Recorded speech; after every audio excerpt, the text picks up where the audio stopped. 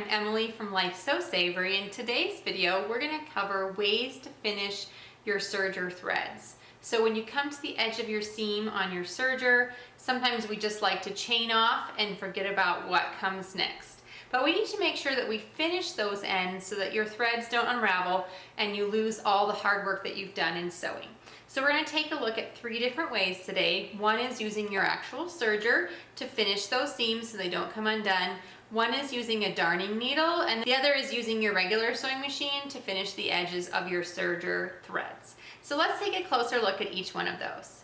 All right, way number 1 that we're going to talk about is using the actual serger. So I have my fabric here, and I'm going to sew the seam. Now, for this method, we need to catch the threads at the beginning and at the end to make sure that all the threads are safely enclosed. So we're going to sew about 1 inch, and then you're going to pull your fabric to the side and chain off. What you will then do is take this loose end tail, the one that we need to finish, and lay it back over your serger stitches and put the whole thing back under your needles. Now we're going to be catching this loose tail, and after a while you can cut it off, and then we're going to sew down to the other side. Now, sew just to the edge of your fabric, maybe 1 or 2 stitches past, and then lift your presser foot. From there, you're going to take your fabric and flip it over to the opposite side and slide it underneath the foot, lower, and sew back over to reverse stitch. After about 1 inch, you can move it and chain off. Now we have both ends of your serger stitches finished. This one because we reversed it, and this one because we went back over it. You can safely clip all the loose ends now and continue on with your sewing project. The second way that we're going to cover is to use your serger to sew the seam as normal, and then use a darning needle with a large eye to finish the ends of your thread.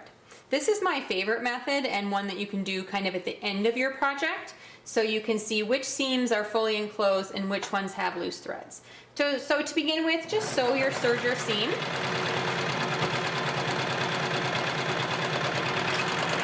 And make sure you leave a couple-inch tail on both sides.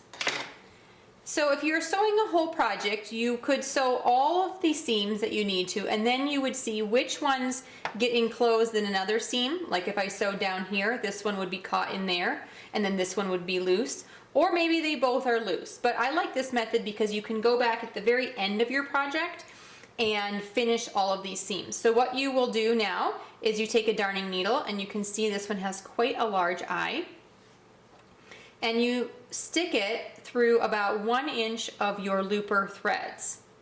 Then take this tail and thread it through the eye of the needle, and then you just pull it through the looper threads.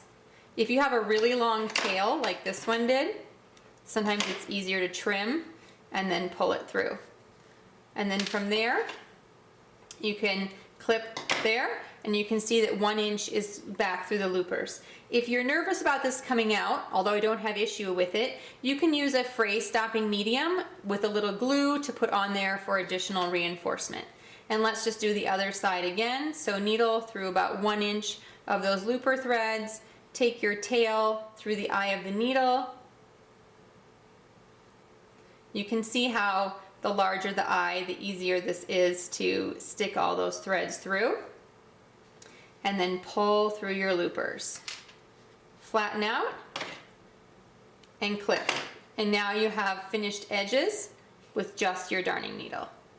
The third way to finish your loose serger ends is to fold over and sew with a zigzag on a regular sewing machine. You want to make sure that you keep your stitching on the serging line so that you won't see it when you open up your fabric for the rest of your project. So you simply lay the tail over your serger stitches, and then use a zigzag to go over those stitches, reinforce that seam, and keep everything from unraveling.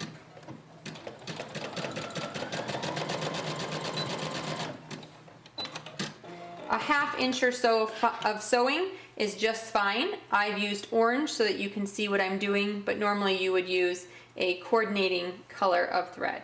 Then just clip your extra tail, and that seam is now reinforced and stabilized, and your threads will not come undone.